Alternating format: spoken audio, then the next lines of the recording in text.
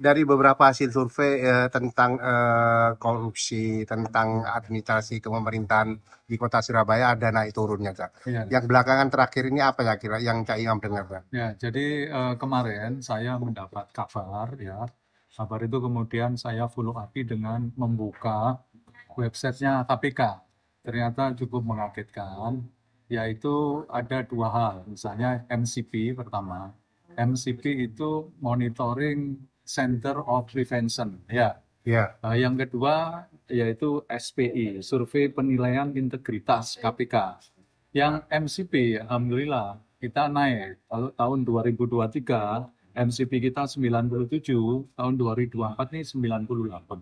itu meliputi apa aja Ya, penilaiannya, Cak? kemarin itu kan karena ini sistem jadi saya karena pernah di Komisi A ya itu wilayahnya inspektorat ya karena ini kan sifatnya pencegahan. Karena itu ada semacam form ya dan online itu yang harus diisi gitu untuk mencegah mencegah terjadinya tindak korupsi. Di situ kita sudah bagus. Kita Berarti termasuk yang terbaik lah. berarti KPK melihat data dari Pemkot, bukan? Ya, data yang dibikin oleh Polri. Sedangkan ini yang cukup mengagetkan adalah SPI KPK, yaitu Standar Penilaian Integritas. Yang dulu SPI KPK Kota Surabaya itu tahun 2023 ya, 79,57 ya. Ini sekarang turun menjadi 72,11. Ini turunnya agak banyak. Kalau SPI apa penilaiannya? Nah, sebentar, saya mau menjelaskan. Di SPI ini ada, kalau saya buka websitenya KPK ya, itu ada 3 warna, yaitu warna hijau, warna kuning, warna merah. Yang warna hijau itu ya, itu kalau skornya 78 sampai 100. Dulu Surabaya kan pernah skornya kan 79. Tahun kemarin itu 2023 hijau. Hijau itu diberi narasi terjaga. Nah, ini ya.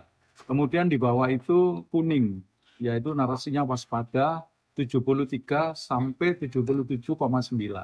Nah, ternyata Pemkot Surabaya di 2024 itu nilainya tadi 72,11 ya. Yaitu kalau 0 sampai 72,9 itu warna merah alias rentan. Ini kan bahaya, rentan korupsi. Nah, ini kan menurut saya ini harus dijelaskan oleh pemerintah kota karena kok tidak sama antara MCP dengan SPI ya kayak tadi ya. Dan gara-gara nilai SPI kita cuma 72 tadi, Surabaya ini tidak masuk 10 kota besar dengan nilai SPI KPK yang terbaik. Kalah dengan Jogja, kalah dengan Denpasar, kalah dengan Salatiga kayak gitu. Tegal barang. Ya, Tegal kayak gitu. Jadi menurut saya ini harus dijelaskan. Kalau SPI tadi itu meliputi apa aja, Cak? Ya, mungkin pertanyaannya Sistemnya. kan begini, kok bisa beda? Nah, MCP-nya naik, sedangkan SPI-nya turun. Ini mungkin saya coba kontak teman saya di KPK ya. Saya dijelaskan. Bisa saja, ini bisa saja, mudah-mudahan tidak lah. Pemkot itu kan kalau MCP itu kan yang ngisi angka-angka itu kan Pemkot sendiri. Iya kan? Artinya bisa juga itu mensiasati tanda kutip, tapi mudah-mudahan enggak. Ini menurut dugaan, menurut teman saya yang ada di KPK. Sedangkan yang SPI itu penilaiannya karena survei. Jadi KPK itu mensurvei, menanyai pihak-pihak yang terlibat ya, misalnya pengusaha, kontraktor, media massa, terus kemudian mahasiswa seperti itu. Nah, itu menurut saya karena itu kemungkinan bisa berbeda. Mestinya tidak boleh berbeda, mestinya kalau sama-sama objektifnya ya. berarti lebih objektif yang SPI itu. Saya enggak tahu, saya enggak tahu. Tapi kalau logikanya dengan kita tanya ke orang sama dengan kita ngisi sendiri itu lebih lebih objektif. Yang mana saya enggak tahu ya. Nah, bisa saja mungkin yang ditanya juga tidak objektif, bisa saja lah. Tapi pasti KPK punya alat lah supaya hasil surveinya itu seakurat mungkin gitu kan. Ya. Kalau menurut Cak Imam sendiri kira-kira apa yang mendorong nilai SPI-nya Surabaya itu turun? Ya kalau memang yang ditanya itu menjawab apa adanya kan berarti ini bukan lampu kuning, bahkan di peta ini persebaran ini dinyatakan merah rentan. Karena itu tolong Pemkot menjelaskan ke kami, ke publik juga, dan bagaimana caranya supaya antara SPI-nya naik dan MCP naik. Dan itu betul-betul mencerminkan realitas kinerja ya yang ada di Pemkot. Bahkan itu masih bisa tadi digolongkan lagi. Yang dinilai SPI itu apa saja misalnya. Itu muncul yang dinilai SPI apa saja itu muncul di sini misalnya.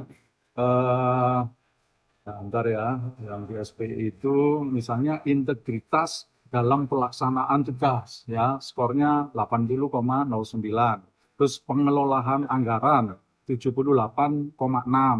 Terus pengelolaan PBJ ya, ini kan barang dan jasa yang ya 74,17. Kemudian pengelolaan STM 75. Terus trading in influence perdagangan pengaruh 87,49. Kemudian sosialisasi anti korupsi 81,26 dan transparansi 91,04. Ini yang kecil justru pengelolaan PBJ, barang dan jasa. Nah ini juga maksud saya yang poinnya kecil-kecil ini harus dijadikan kompas, petunjuk ya Pemkot untuk memperbaiki yang kurang-kurang itu. Saya lebih senang daripada kita ngakunya baik, kenyataannya buruk. Syukur kalau kemudian, kalau yang nilainya ini buruk tapi kenyataannya baik kan lumayan. Syukur atau kalau ini objektif, ini sesuai dengan ada yang dinilai, tapi ada upaya untuk melakukan perbaikan. Kak, dari satu sisi kan sudah naik ya.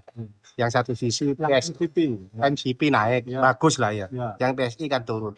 Menurut sampean apakah ini objektif ya? ya. Masuk akal nggak itu? Ya, tahu kan Pemkot kami mendorong karena itu ayolah kita seobjektif mungkin katakan sejujurnya menurut jangan ada dusta di antara kita.